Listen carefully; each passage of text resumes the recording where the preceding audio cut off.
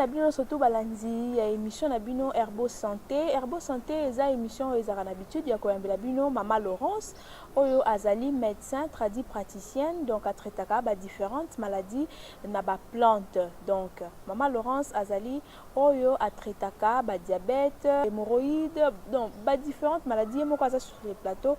Je crois que à cause de temps il y a pour expliquer biso en long et en large qu'est-ce qu'elle fait et qu'est-ce qu'elle est. Je ne suis pas aussi seule, je suis accompagnée de merveilles. Il y a centre, il y a Bandal, Nazapena Papa Chims à mes côtés, Oyo Azali, il y a centre, il y a Victoire. Donc avec mes trois invités, on aura le temps, il y a Kolobela, pour expliquer bino, Babloko, ba maladie, Oyo, bozo comprendre qu'est-ce qui m'arrive. Peut-être à travers cette émission, tu auras le temps de comprendre. Donc, non, c'est un gars, surtout bo vangi, bo zapete. Peut-être le décortiquer c'est quoi, qu'est-ce qui m'arrive. Peut-être à travers Maman Laurence, au cause de la réponse na ba question na yo oyo ozolanda pe na solution na maladie oyo ozanango. Bonsoir Maman Laurence. Bonsoir Sœur Asri. Bonsoir ya Merveille. Bonsoir Papa Chims. Donc avec ces trois invités, on va commencer notre émission. To bandana nous na mutu n'est pas Mama Yemoko. Maman a expliqué bisona nous centre Herbo Pharma et traitaka nini penza. Merci. Na Herbo, ça vient de mon herbe. Donc, c'est un nom scientifique. Azali Moko ya grand cytothérapeute congolaise. Oyo Nancy nakoma formatrice, formateur ya ba centre Mususu. Oyo ezwami na Bandal pe na Victoire. Menga moko nazalaka na centre ya limité salongo na tout justement na Mayanjili oyo kaboli masina na limité tout justement na boulevard nde coin na ngai tout justement pembeni ya ba église ezali centre oyo ezali na mapamboli ebele po ezali entouré na ba église entouré na ba église. Alors toujours sur boulevard. Alors to traitaka plusieurs maladies déjà expérimentées parce que ce n'est pas aujourd'hui que j'ai commencé na banda kala. Bien sûr. To sala kala. Le lote. Batu nyonso baye kolanda sima. Balandi que non talaka batu bazo sala biso to sala pe mais biso nde to banda masolo ya plante médicinale na Congo. Alors lelo nayebi ke la fois passée na petela kibino masolo ya diabète na ndenge nini ya kosilisa yango retard ya réponse ya pancréas avec l'insuline ezokota na retard tout ça voilà crise wana nde esalaka moto akoma diabétique. Lelo nazokota na makambo ebele mke mpo nazanga moko maladi eza ebele tokopartage yango na ba phytothérapeute mosusu. Na bandi na hémorroïde. Maman va te côté na ba maladie na zana moi mutuna moko parce que na landi ba scientifique ya clinique universitaire na biso ba lobi selon ba recherche ba sali ba moni que plante médicinale eza makasi eza très efficace mais bazana moi difficulté moko eza problème ya dosage et loko wana ezosala ke bato belé bazana bandako ba s'approcher te parce que ba lobi dose ezalaka te. C'est comme si bo pesa on crapo na bongo peut-être qu'ils ont créé ba maladie mususu ou soit ezosala ezopesa moi bokono na kati ya nzoto po bozo pesa penza kisi lolenge elongo banité parce que yo oza penda expert na matière to yebi yango mutu nyonso to aza na kati ndako ayebi ke Maman Laurence ayebi penda musala na yebi bien na problème wana assurer ba téléspectateurs que non na Herbo Pharma oza na dosage ya bien. Bon, merci beaucoup pour na kokotisa biso na dossier wana raison par laquelle na et pas na Herbo okokuta ba appareil nyonso toza na ba appareil ya glycémie toza na échographie tozali na examen nyonso ya laboratoire tozali calé na ba examen nyonso pour montrer quand même la différence. Bien sûr. Bien aimé, on peut tout parler comme les autres peuvent parler mais la différence vient plante nyonso ebikisaka te. Plante nyonso eza ya kopesa bato bamela te. Plante mosusu ezalaka poison, plante mosusu ezalaka ya bato te, mais il y a des plantes de guérison. Moi je suis spécialiste des plantes de guérison. Oyo ebikisaka bato ndenga nasalelaka. Alors avant ya kosala yango, il faut d'abord moto aleka na poids na ye. Toza na balance. Toyeba kopesaka combien? Po napesa dose nini? Okoyaka bala moko boye parce que la médecine traditionnelle eke bala moko zwa lo wana ka de omona critique. So komi na centre wo bazio non poite ba ebiso poids na yote ba ebiso nanu de quoi il s'agit. Qu'on se confie parce que dose exacte. Ce sont des produits bien améliorés. Les produits déjà améliorés. Connus. Ngai nazali connu na l'état, naza connu na ministère de la santé, naza connu na médecine congolaise. Nazali pe présidente de la médecine congolaise. Alors voilà pourquoi nazali pe responsable il y a des plantes médicinales du Congo. Alors yango na biso ke naza déjà formateur ya nazo formé bato. Voilà.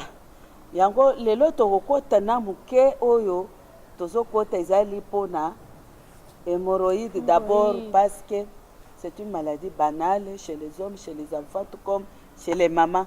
Les enfants aussi. Donc. Même les enfants. Okomona image oyo bana mike bazo souffrir hémorroïde. Nalingi omona pe image wana ozo lakisama. Okomona combien les gens souffrent des hémorroïdes sans le savoir.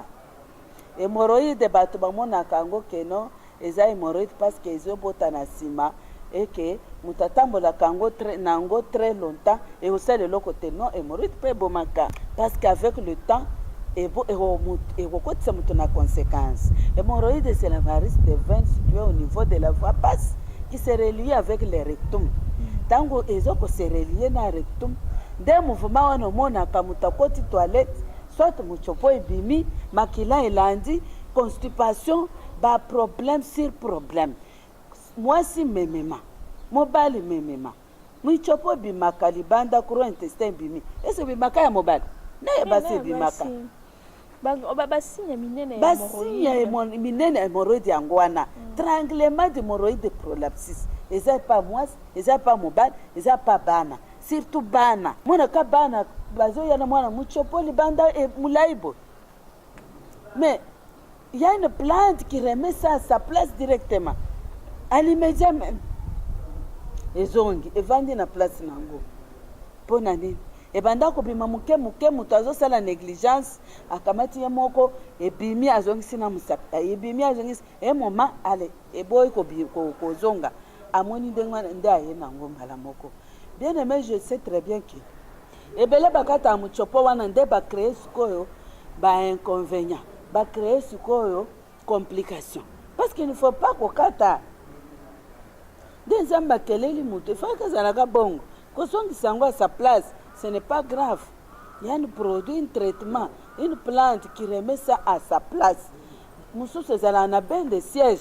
On va indiquer kaka ezongi na ben de siège. Moussous il faut kaka appliquer sur place kozongi sango pendant 45 minutes ezongi. Donc 45 minutes. 45 minutes prolapsus ezongi place nango. Wana gravité amore.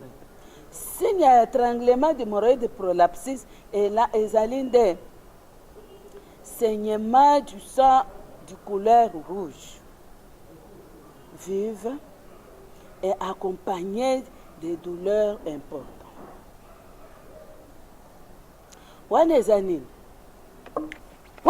tango c'est commis déjà chronique yo osalelaka yango yo moko bakaboy non mutayebisa yo te. Il faut kutana na ba spécialiste ba plante médicinale. Mutoza spécialiste de plante médicinale de quoi il que non, on fait ça pour que tosilisa problème ya mbala moko yoke ozwi nano baide epai Tangawisi, batangawisi bamundongo banini utilise mingi tandis que kangawisi ce sont des calmants ekokalme yo bien mais lobi kuna ekozonga comme d'habitude voilà pourquoi toza na baplante spéciale contre les hémorroïdes hémorroïde eza sorte ebele toza na hémorroïde tranglement d'hémorroïde prolapse so na tukoloba toza na hémorroïde interne externe toza na thrombose hémorroïdaire tozali na mosusu ezalaka ndenge nini efongoli kaka nsima nyonso etikali polele mosusu esali nini efongoli nsima me gros intestin esali nini efongwami etikali libanda me ejembeli te me esali boye mosusu ezasala nini conflement anal evimbi kote moko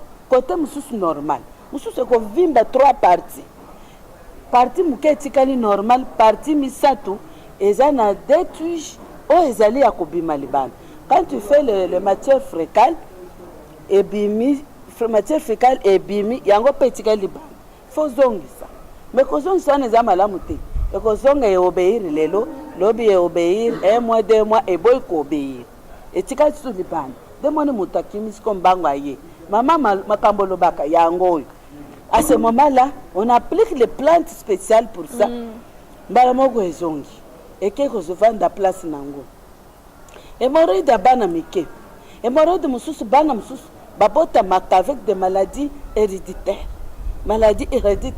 papa aza na hémorroïde mama aza na hémorroïde baboti mwana na hémorroïde mwana wana kobanda po mwana kaka à tout moment il faut soigner la voie basse de l'enfant ou au cas contraire mwana wana akokola malamu te lelo boye lobi kuna lo boye diarrhée mwana azosala sel avec crachat mwana azosala sel accompagné du sang mwana azosala sel à tout moment journée mobimba okolongola mwana na po pendant combien de fois déjà un problème et accompagné de petites oscures accompagné wana déjà bilembo ya hémorroïde ya bana même les papas même les mamans ont des trichomonas anales ont des petites oscures c'est ça même ebele bazala kaka hémorroïde cause hémorroïde ezani il y a 2 sortes de causes cause hérédite cause mosusu oscure ekokopima bato ebele oyo baza na ba intérieur na bamosusu baza baliaka kwanga balingi manyoko makasi na kati ya manyoko la il y a des problèmes tango ozo utiliser chaque jour mais munoko na yo brosaka chaque matin mais voix basse na yo ezalaka sans entretien so olie eloko na munoko ekobimela wapi esika ebimelaka ezalaka sans entretien mais Herbo vous propose l'entretien de cet endroit là chaque fois il faut ezala entretenir. Pourquoi? Pour ne pas avoir des hémorroïdes. Il y a une plante spéciale pour ça. Mais bino bosale la kangote. Ozo c'est la kaka tango hémorroïde quoi battre yo. De ce qu'on lobi non. Voilà maintenant, il faut que kozwa kisuwana. Non. Parce que hémorroïde quoi attaquer yo vouloir ou pas. Parce que c'est une maladie banale.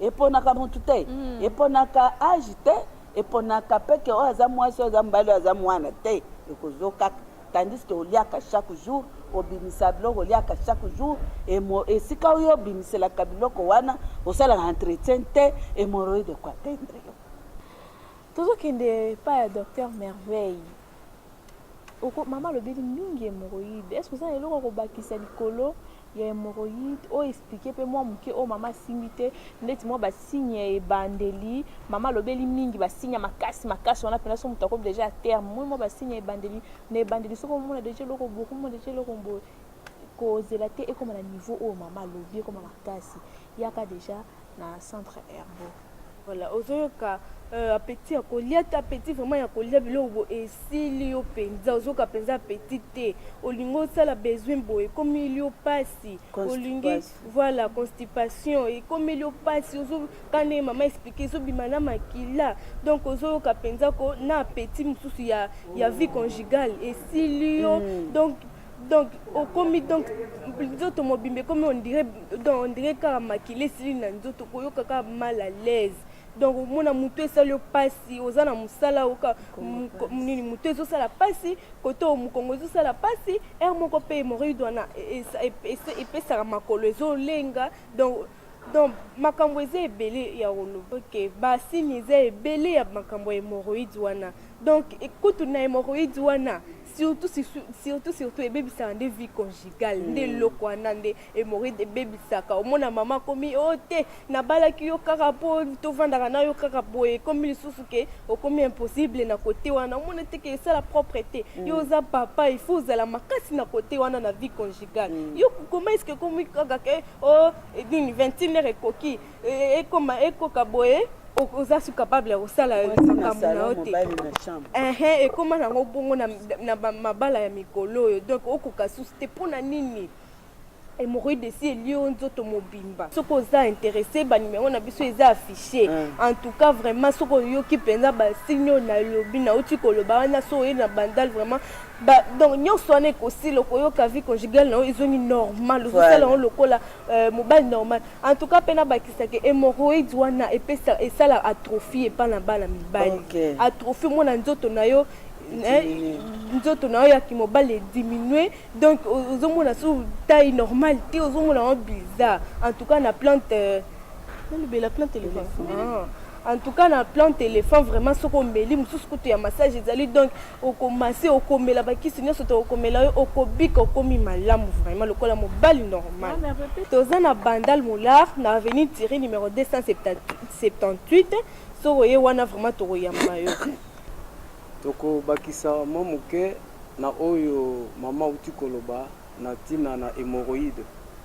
Hémorroïde ezali maladi moko oyo eza kotungisa bandeko mibali na bandeko basi. Hémorroïde eza bokono oyo eza kosala ete moto azala na makasi ya kosala mosala te. Oko se sentir na butu olali olamuki na tongo pote otelema na mbetu ozokoka te kotelema na mbetu. Nyonso wana ezali ba effet ya hémorroïde. Hémorroïde ezomema biso lisusu na constipation. Ozomona moto azozanga appétit ya kolia. Santé ya moto ezosila. Moto azoyeba te eloko nini eza kotungisa ye. Tango mosusu pe ko constater motu pasi misisa ya kingo eza kotelema donc makolo eza kolenga à tout moment. Pe moto aza ko transpirer tango nyonso. Wana nyonso eza ba conséquences ya hémorroïde. Na yango toza na ba produit o eza très efficace oyo soki ke ozwi yango ekopesa yo kimia santé na yo ezongi malamu yo oyo zangi appétit ya kolia toza na ba produit ya malamu ya makasi oyo kozwa dans moins d'une semaine ba problème na yo to bokono na yo ya hémorroïde ekozwa ma solution pamba te kaka na hémorroïde wana eza ko pousser moto ti na ba faiblesse makasi ya bomoto makasi ya kimobali ekozala lisusu te cause nini hémorroïde. Hémorroïde ezali maladi moko mabe o tozo senga ete ozwa produit na yo omela osalela pote oza na santé malamu biso tozwa mi na avenue Victoire numéro 1 juste l'entrée ya cité Kauka na maya kalamu nde sika wapi tozwa mi mama Laurence aza wana ko recevoir batu nyonso baza koya batu nyonso ya bokono o baza kokomela biso na ba ona ba comité na ba oyo bayaka déjà bazwa ba kisi toyebete satisfaction ezali vraiment kisi na biso na maison na biso eza kosala toza na posa ete bino nyonso boyeba na ko procurer yango po ete santé na bino ebana kozala malamu. Mais bandeko mingi babengi balobi mama tunela biso na nepa mama Laurence likambo etali ba infection nga na zaka so na meliki so ezosila te na so bakisi na pharmacie boye na boye est-ce que mama Laurence aza pena na solution ya kisa ba infection te mais avant na kota na infection na ngana clôturer hémorroïde ezali maladie ya ba responsable ba patron ovandi na bureau banda tongo ti pokwa osali première gon na deuxième gon ozo meka kotambola te banda vanda maintenir position moko wana nde ba cause ya hémorroïde nde ba cause spéciale hémorroïde ba tailleur ba maçon ba ingénieur ata tele makadi matin soir eza kaka problème même ba pasteur boza na hémorroïde ce sont des plantes ce que moni basali menene na nzambe babelaki ba conflement interne wana nzambe asungaki bango ayebisi bango ke bozwa plante ya finge botuta na liboka botia esika nini conflement hémorroïde na conflement bato bobunga zela te. Nous sommes aussi des serviteurs de Dieu, mais tout ça la plante en vérité. Voilà. Maintenant, ce qu'on plante, ils allaient on a pour na usunga biso. Sunga ba makambo o etali santé na biso. O etali spirituellement, c'est Dieu lui-même qui nous conduit. Mais o ezali tali nzoto. Nzoto na biso nzamba sala ngo na mabele. Toko sunga ngo na plante médicinale o uti na mabele. Dès ko biki sabiso des hémorroïdes, des infections chroniques. Makambo kirikiri. Mukongo passe aux pasteur banda tongo pourquoi? Osali ba jeune, osali si ba culte, ba séminaire, mais mukongo katana. Olobite nzamba bikisanga a collection plante ya herbo pharma, oya uzwa obi kisama. Batu nyonso, je m'excuse, je suis parmi vous. Ce ne sont pas un péché. Bana mike. Ya on a lobby na insister au lakisa bango ka image. Image on a bien sûr. Voilà. Voilà pourquoi hémorroïde eza na plante nango spéciale bande bobetela ngo mundenge za tembe. Olu malorance solo baki boinga na ye hémorroïde si la peso aussi. Des problèmes naza nango yangwana. Oh hémorroïde liaki déjà bomutu na ozala sunanda. Mais ezozongisa bomutu wana avec succès. Voilà. Wana muke ya koloba.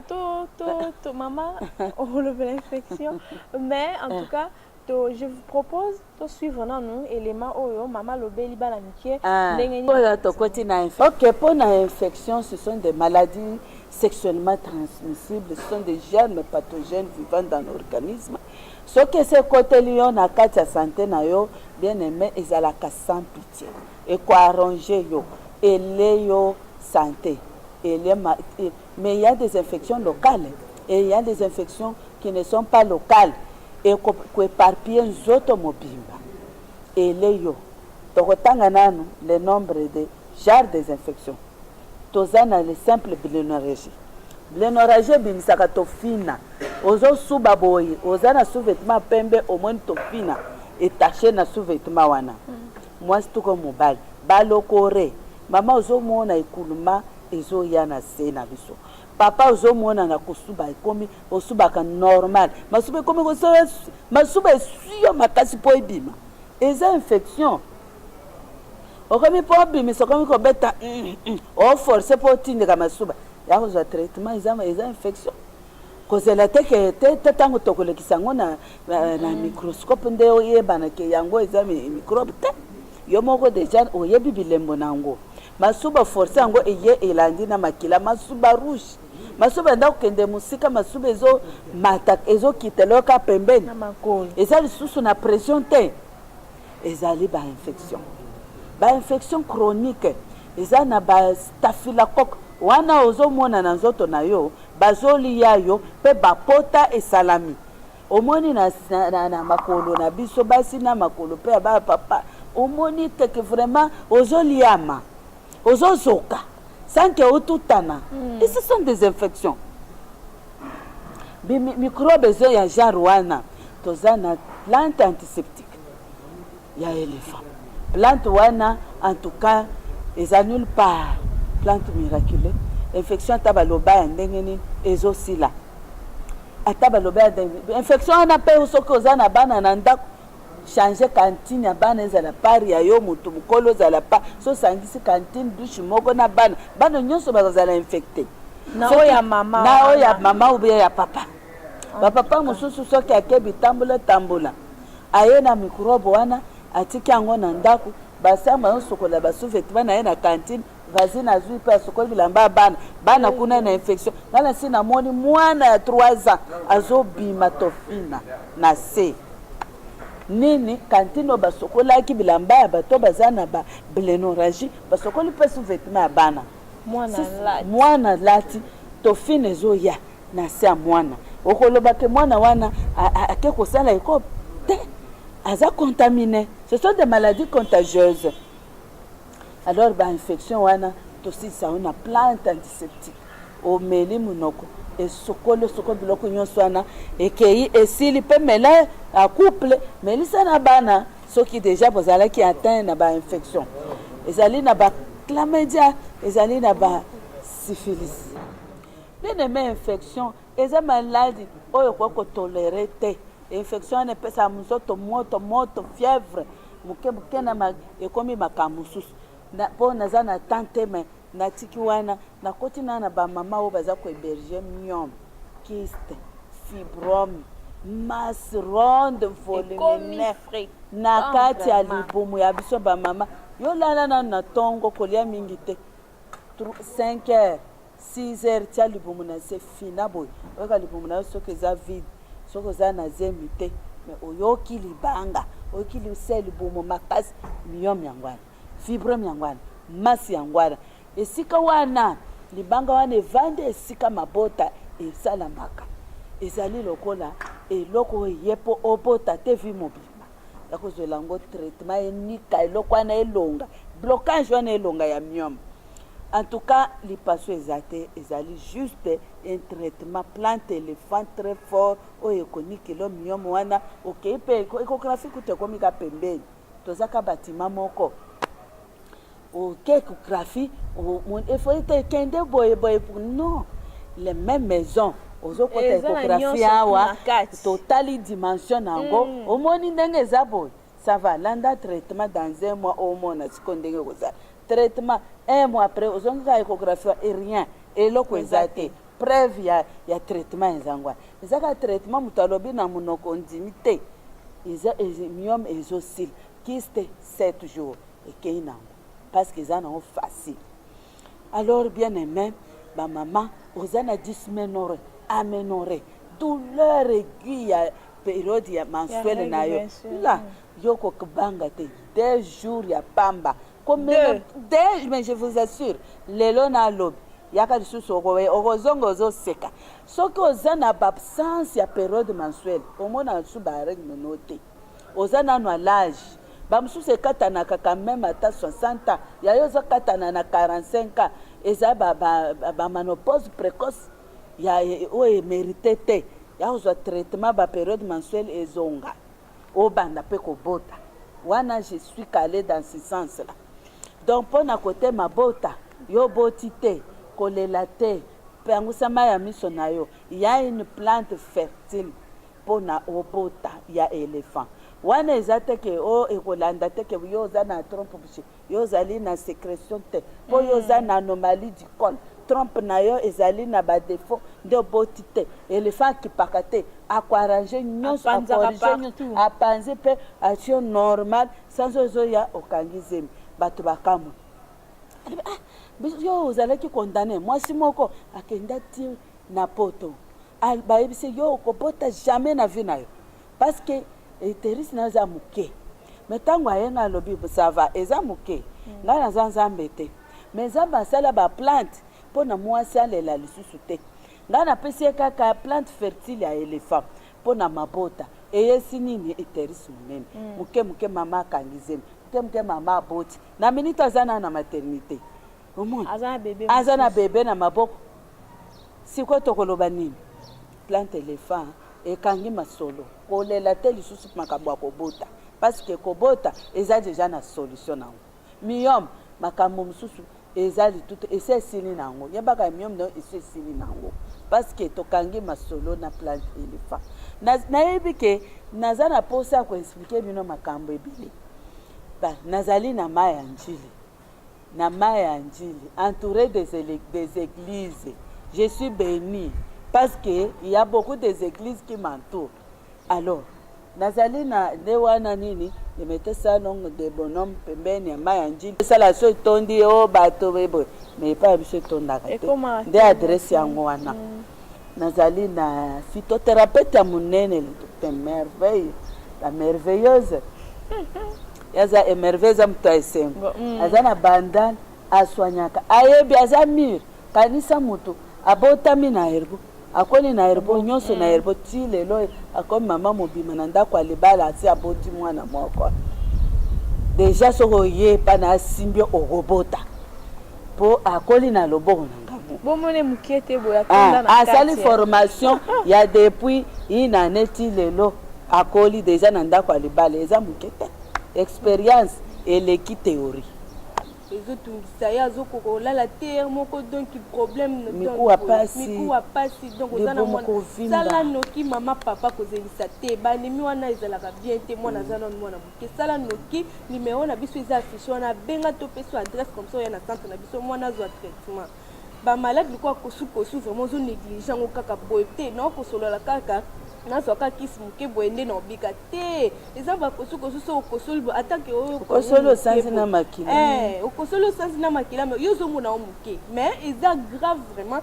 soki omeli kaka plante elefa esili nango bamalade lokola stérilité secondaire na primaire wana kutu petit problème na likambo ya éléphant kutu yango kutu eza passe partout buka lelo lamba lelo dans son meke éléphant nde suka nde kutu otamboli ovandi olembi yaka nanu na centre na biso soko oyemeka nanu kaka plante éléphant mama papa balobi mingi oyoki mpe mingi mais ya komeka nano omeka nano plante éléphant soki mama Laurence asoloba ya lokuta to eza ya solo bakolobaka ete nakendaki mpa mama Laurence nabiki te mais yo ya komeka nano soki eza lokuta to eza ya solo vraiment mingi olobaka po tika aloba po empêche yo oya te c'est ça mais mpona lobiko na yo on dit bien que la santé n'a pas de prix donc on a besoin vraiment que vous guérissiez on a besoin que santé na bino eza normal eza bamaladi mosusu totangi te mais soki ozomona kaka donc nzoto ça ne va pas attends yo qu'il vous passe attends yo qui ba règle douloureuse donc yo moi depuis ozoyoka ba règle douloureuse no eso sala ka passe règle si la raté comment est-ce que yo maman mobima yanda ko règle si la raté papa yo komo yo kona na soni akomo yo kona nkele donc ozo trouver normal mais plein téléphone ezali po esi ça ba problème na yo au moins ba cycle na yo komi pe normal donc nazali pe na problème ya ba diabétique mutu nyonso aza diabétique ayebaki abotamaki diabétique te eyokozwa ye mais eza pe chaque chose a son temps eza na temps ya kozwa diabète na temps ya kosilisa diabète wana nde mokose na ninga nayebisa bino parce que problème eza basé sur le pancréas qui reçoit qui produit l'insuline avec retard donc activer yango de façon que ezala la page ya créer insuline de soi-même pour que ozala sous diabétique te avec plante éléphant tout est possible. Nous sommes vraiment arrivés à la fin de cette émission. Merci Nabino surtout au pesa biso matoi au bozi pour la solution na banda kuna bino. Torosuka wana te nazo pesa mama Laurence à cette émission na mama loba na mukuse. Moto souffrir carie dentaire, mine soit kaivimbaka, petit problème. Siniziti talaka ilanga ozo respirer na munoko. Tozo kelo mawa ya ko donc makambo ya respirer sous na munoko ezate eza ko respirer na zolo to kofungola zolo ata eza polype nasal to traitement ezali okofungoma acide gastrique tout comme estomac petit problème liama dessus bien tout avec plante wana hypertension des petits problèmes rhumatisme petit problème hernie discale hernie normale ata hernie escrotal o evimbaka na se ya bana mibali wana en tout cas ata evimbi tous les deux côtés ezosila ata ekomi na niveau ya nini atroce ezosila hernie ekotungisa yo na elanga oyo makasi bato ya hernie nayebi ke hernie kobomba ye lokola vase na yo te bozala na ye mikono nyonso te hernie wana esilaka eza na plante nango esilaka nalingi nde plante wana esila numero ezali affiché bien aimé tozali na pont Njili esika toza entouré na ba église nde référence na ba njili tokutani mbala nsima makambo mosusu na lobi te benga oyo to na makambo mosusu pota ezali mokele asante na pas de prix ciao bye.